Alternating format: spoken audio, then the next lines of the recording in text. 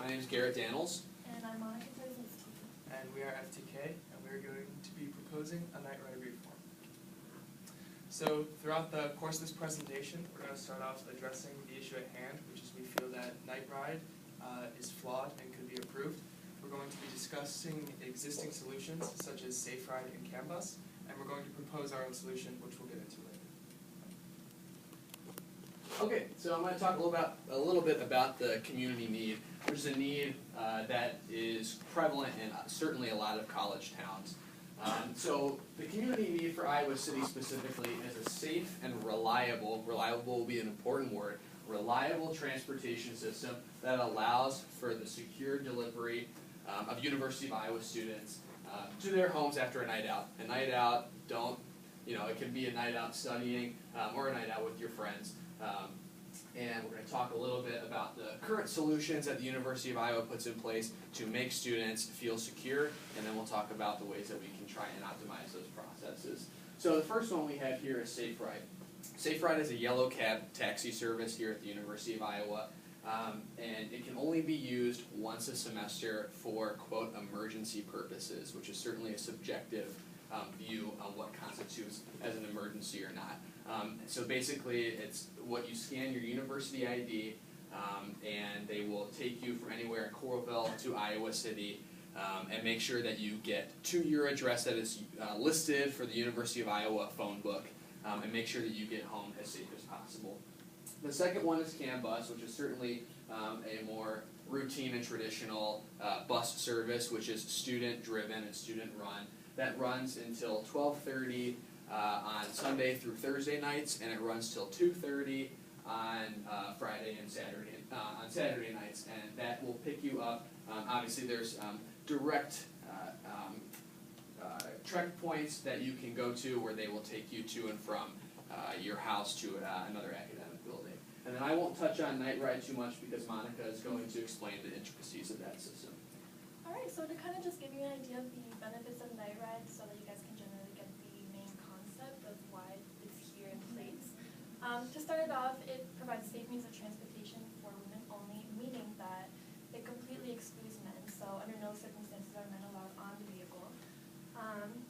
It provides a safe ride by hiring full-time University of Iowa security officers to operate the vehicles at all times. And interestingly enough, they do not check for ID.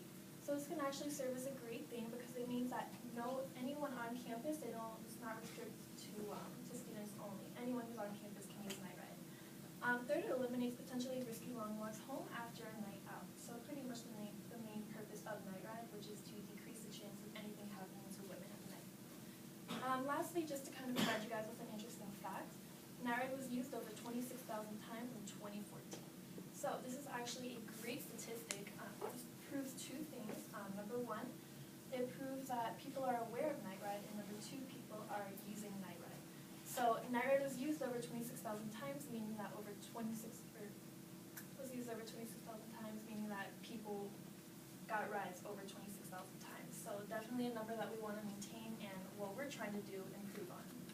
So what you read on the website is certainly different than what you hear on campus. And so we found that there was a lot of conflicting statements that we hear these great statistics on the CAN bus website, but we hear different things every day from students. So what we decided to do was to poll as many college-age females as possible and hear their take on how they feel night ride does and making sure that they live up to their promises of being a safe and reliable service. So we surveyed 126 college females, and 91 of them have used night ride. That's great. So the majority of them know about the service, kind of as Monica discussed earlier. But 77% of them have had an issue with night ride at some point in their years here at Iowa. That's a staggering number. You're talking 77% of people have either not felt safe using night ride, or that it didn't live up to their expectations that had been brought forth to them. So this pie chart here represents the 77% of people and the reasons why they didn't feel safe.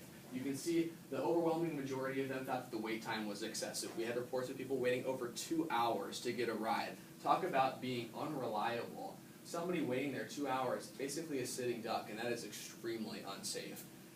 Also, excessive ride times. People who actually got on the service would have a ride time upwards of 2 hours. That's also something that, not that it's unsafe, but it is unreliable.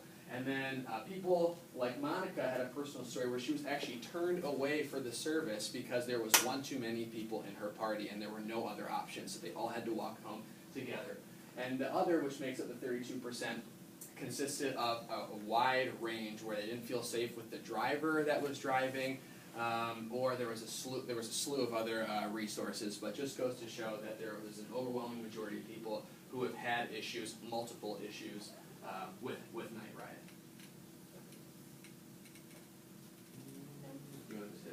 He might have died, yeah. Alright, so in order to enhance night ride, Garrett, Joe, and I have proposed several solutions that we feel would overall benefit the University of Iowa community. Number one being to increase the number of vehicles running.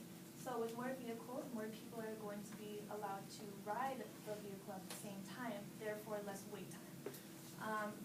Conducting further research, we found that the budget of night ride is $100 grand each year, and each vehicle costs $60 grand, leaving $40 grand over for gas or whatever they would use that $40 grand for. Second, eliminate gender specificity, so make it available for both men and women. A lot of the times we see at night that people will be walking in groups of both guys and girls. So what would benefit from this is that all of them would be able to use the night ride instead of all of them walking home, because the girls aren't going to leave the guys. Just would overall benefit the community. Third, implementing GPS tracking devices on vehicles. So pretty much to coincide with a free app, like similar to what we have as Bongo, which we use for Canvas. To give you guys an example, I was at the University of Florida a while ago, and I noticed that they had a program called Snap, which is extremely similar to Night Ride, except you can access each vehicle through an application on your phone. So what you would do is you would enter your exact location, and then it would send a driver to come pick you up at that location. And the best part about it is that it would tell you the exact minute that the driver is going to arrive. So what this does is that instead of waiting outside and share when the vehicle is going to arrive, you can wait inside. And when it tells you the bus is coming in 1 minute, then you can just run outside and they'll be waiting there for you. Next, more pickup locations just off of campus. So night ride requires that everyone be at an academic building for them to be picked up. So this is actually a major setback for, let's say, people involved in Greek life. We do have a lot of outhouse fraternities and outhouse sororities that I want to say is maybe a 10 to 15 minute walk at least from the nearest academic building.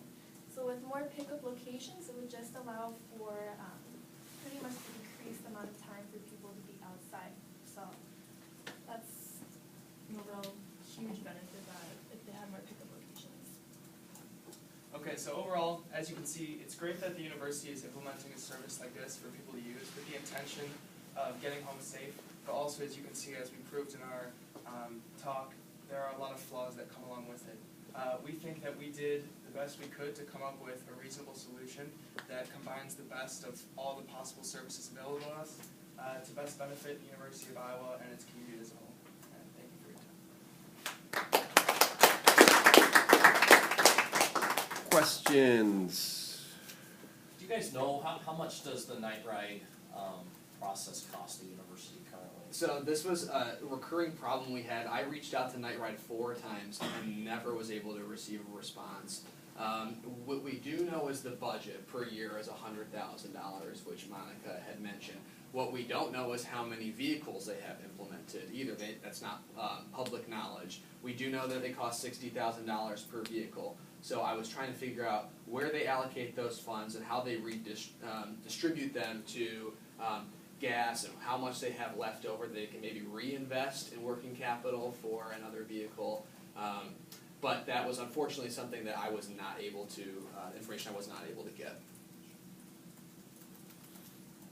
One other thing, I won't ask you anything else after this. Did you guys poll the female students around what their thoughts were on making it no gender specificity? I'm No. just curious what their thoughts would have been. No, we did not specifically poll them for that. We wanted to figure out what it was, if anything, that made them feel unsafe using the service.